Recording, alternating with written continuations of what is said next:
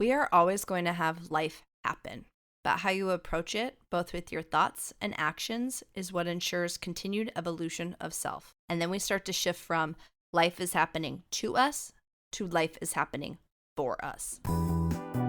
You're listening to Prospecting on Purpose, where we discuss all things prospecting, sales, business, and mindset. I'm your host, Sara Murray, a sales champion who's here to show you that you can be a shark in business and still lead with intentionality and authenticity. Tune in each week as we dive into methods to connect with clients, communicate with confidence, and close the deal.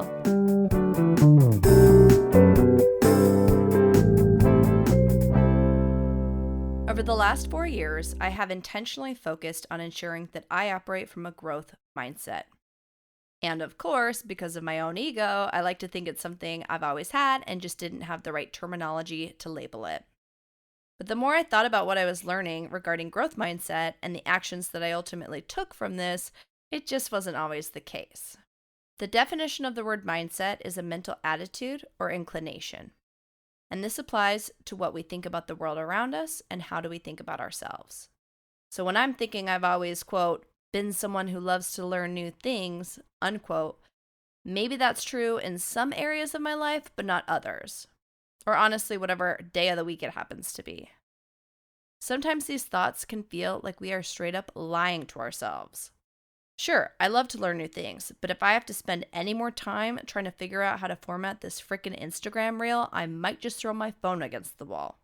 We've all been there. That was a very simple example, but we're going to get into why having a growth mindset is crucial to living a life that is happy and healthy and why it ensures your success in the workplace. So, I gave you the definition of the word mindset as having a mental attitude. These can be negative or positive mental attitudes, and it can change based on different areas of your life. For example, maybe you're just crushing it in your home life. Your spouse and your kids are a tight family unit, you're all great communicators, everyone loves each other, and when you think about your family, you get all those warm fuzzies. But maybe you're struggling at work.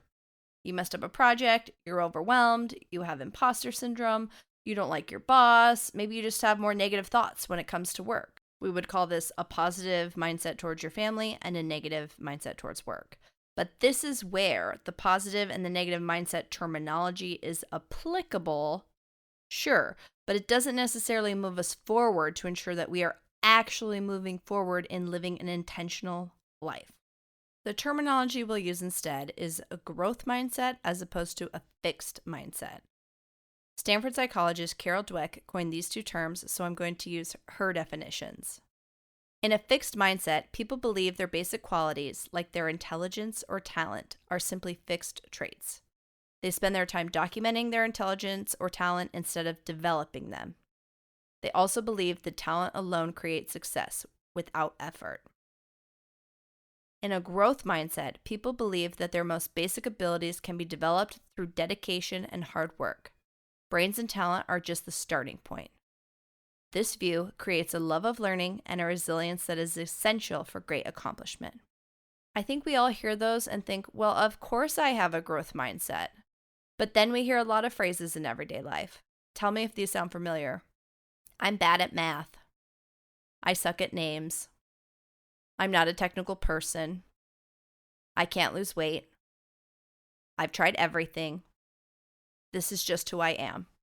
Are we seeing a trend here? I know I've said all of these. So this is why having a growth mindset requires intentional practice. We are always going to have life happen, but how you approach it, both with your thoughts and actions, is what ensures continued evolution of self. And then we start to shift from life is happening to us to life is happening for us. Hopefully it's obvious why having a growth mindset will result in how we show up in all areas of life. As an individual, as a family member, as a friend, and of course, how we show up in our work. There are some sneaky areas where we may be unintentionally showcasing a fixed mindset without even realizing it. Are we avoiding our bosses? Are we sitting in the back of the room and hoping nobody calls on us? Are we cringing when a meeting is put on our calendar?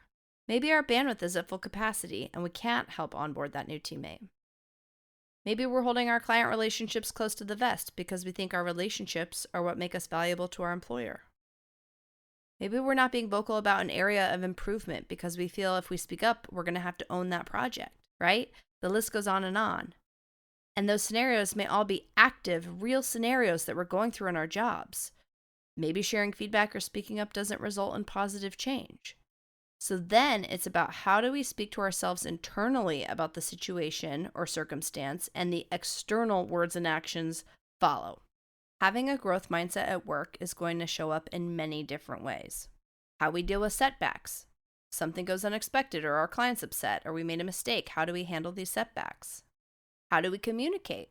Are we someone who energizes our clients and colleagues, or do they dodge our calls because we're Debbie Downers? What kind of energy are we leaving other people with?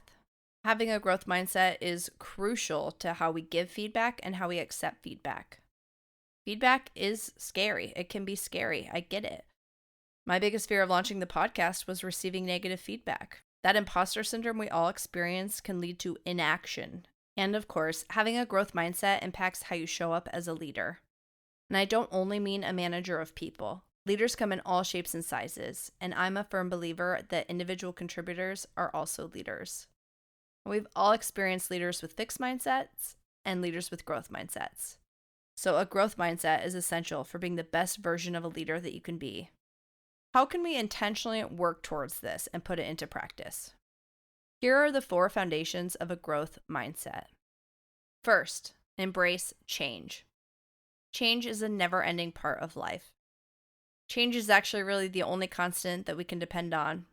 Unexpected things are always going to come our way. If we're dynamic and adaptable and we have the ability to adjust to change head on, everything in life becomes more amusing. And speaking of amusing, I have an example that I've been using recently. I read an article about comparing entrepreneurship to being at an amusement park. You're on a roller coaster ride that is your business, and some days are up and some days are down. And then the ride is over. The end of the ride symbolizes a goal or a major milestone in business. Maybe it's a certain sales target you hit, or maybe you hired your first employee, or you just sold your business. When you hit your goal, the ride ends. But all that happens next is you get on a different ride. Maybe it's a bigger ride or a faster roller coaster. This example is fun to think about life in this exact way. And of course, in our life includes work. Maybe you're not an entrepreneur, but you got that promotion at work, or you switched jobs, or you earned your MBA. It was a wild ride to get to that promotion, and it took so much work to get to that MBA, but now that you have it, is the ride over? No!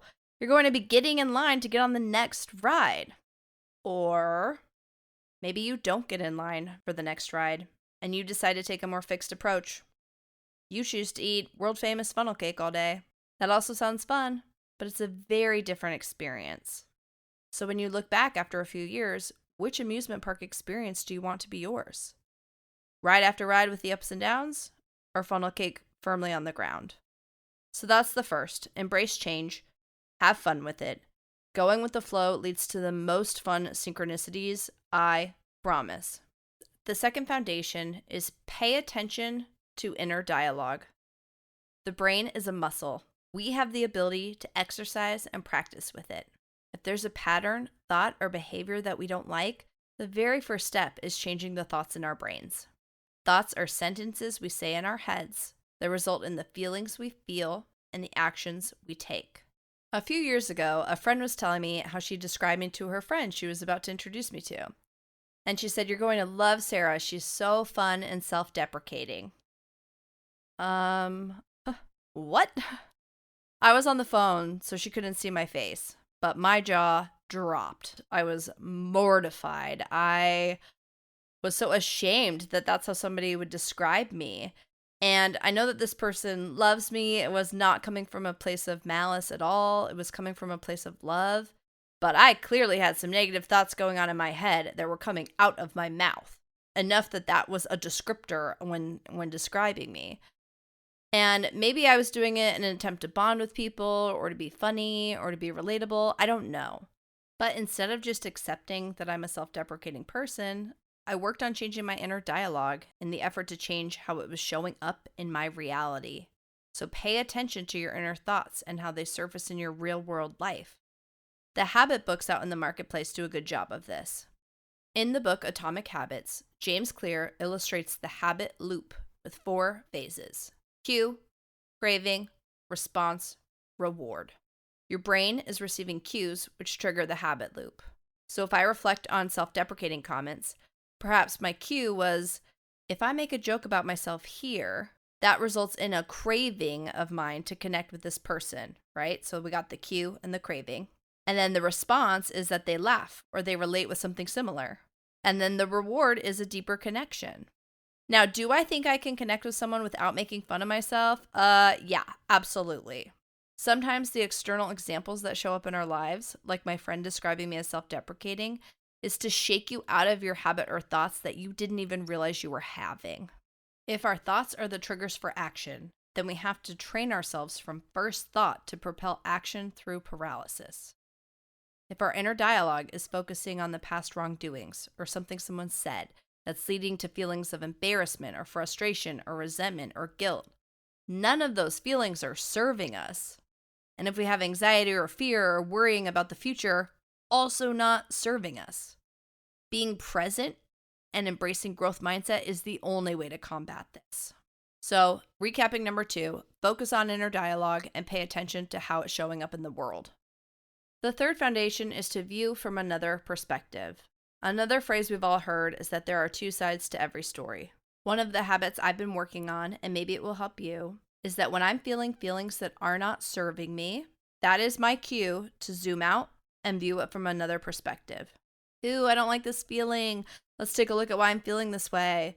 Obviously, take a breath, and I do 3 things. I view it from my perspective, the other person's perspective, and then the perspective of an objective observer who has no knowledge or skin in the game. They're just kind of witnessing the situation from above. Everyone has their own view of reality or lens in which they're viewing the situation. I will share a personal work example that I had to work through. A little subtext. In commercial construction, it takes a long time to build a building. Multiple years, right? It's a long sales process. Prior to actually building the building, though, the architect, engineers, and the design team come together to create construction documents. It used to be called blueprints. And it's complicated. It's easy to make mistakes. And I caught a mistake in a drawing. And I called the owner and I said, this needs to be updated because if it's not, you're going to run into issues when we get to construction. If there's a mistake on the drawings, it's going to get built incorrectly, which is a big deal. It costs money, time, materials. So I was pretty persistent and the client didn't fix the mistake.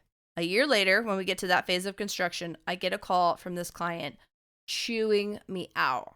I am getting screamed at. And I'm clenching my jaw because I knew this was going to happen. I tried so hard to tell him it was going to happen, and then it did happen, and you have the audacity to yell at me? Whew! Talk about feathers getting riled up. We've probably all had similar experiences. And when this happens, we either yell back, or we get defensive, or we shut down, or we apologize, but it's insincere because we know we didn't make that mistake. We're not listening to the other person because we're digging through emails to find that email from a year ago so we can prove that we were right. But if we pause and we listen and understand our inner dialogue, and we realize that this interaction has nothing to do with our worth or how much we attempt clear communication to the people that we work with, it's not about us. And if we focus on the facts and we view the situation from our own perspective, the other person's perspective, and an objective third party, it helps to empathize, listen, and find resolution. My client probably did remember that I told them that. Maybe they're mad at themselves that they didn't take the time to review my email. Or maybe 3 other mistakes happened that day and I was just the cherry on top of a shit sundae. If I can view it from their perspective, it helps dissolve my own ego getting triggered, and it helps me focus on facts and solutions. The inner dialogue work helps me detach from how this person's words or the situation is a reflection of me as a person or my worth. And when we detach ourselves like that, we're able to continue to move forward and take action. Which leads me to the 4th and final foundation. We're building on each of these as we go. So the 4th and last is that actions result in growth always. And if we're talking about a growth mindset, we have to continue to evolve this by taking action. We will never be complete and done. It's constant development. Are we getting on the ride or are we eating funnel cake? Taking action is forward motion, and this forward motion can include major successes or mistakes or confrontational situations. If we have the first three foundations, embrace change, watch our inner dialogue, and view things from another perspective, then the art of taking action is the through line that continues to help us practice the first three. Now we can start to see how the opposite approach, being resistant to change and a fixed inner dialogue, will result in stagnation. Here's a very common example. If our inner dialogue is saying, I'm bad at remembering names, then we're never going to be good at remembering names because we're not even trying. And then we usually end up telling the person we just met that we're bad at names, right? We hear it all the time. That's how it's showing up in our reality. But if we take a beat to view that situation from another perspective, how are we making that other person feel? It may be totally true and we suck at remembering names, but by vocalizing it, it makes the other person feel that they're not worthy of our energy or our effort to care about their name and essentially who they are as a person. So taking it to the habit loop: cue, craving, results, reward. You meet the new person. That's the cue. Your brain says, I'm bad at remembering names. The craving, by saying it out loud, might be that we want the other person to know, hey, we're not rude. We just suck at names. We have a bad memory. But then what's the result? We actually become rude. Obviously, it's not from a place of malice, but that is the result. And the reward might be they don't care because they're bad at names too. They don't care to remember you either. Or maybe if it's between you and someone else that they choose to do business with, who do you think they're going to choose? Action, and by action I mean practicing, is the only thing that pushes this forward. Find new scripts to say in our head when we meet a new person. Maybe it's something as small as, I'm excited to meet this person. Those tiny little acts add up when you operate from a growth mindset in all areas of life. It's not easy work. You're going to mess it up. But each time you take action, you learn something new and you grow. And the literal definition of growing is becoming greater over time. I like to think of it as learn a little, do a little. Learn a little, do a little. A great analogy I'll leave us with is that there has to be some clay on the pottery wheel to play with it and shape it and mold it before it can even begin to resemble a bowl or a piece of art or whatever we're trying to make with our ball of clay that is our life and careers. If we have a growth mindset and we view any setbacks, crucial conversations, or difficult situations and we view that as just something that's making us greater over time, it becomes less scary to take action. Those are our 4 foundations to exercising our growth mindset. Embrace change and enjoy the ride. Be aware of your inner dialogue and the perspective in which you're viewing the situation. Those 2 foundations impact how you show up in the world and what shows up for you. And finally, continue to take action because that's how you learn, gather feedback, and advance to your next level. We can't turn anything into art if we don't even put the clay on the wheel. Thank you so much for listening to the Prospecting on Purpose podcast. If you loved what you heard today, subscribe to the podcast and please rate and leave a review. For more info on me, or if you'd like to work together, feel free to go to my website, saramurray.com.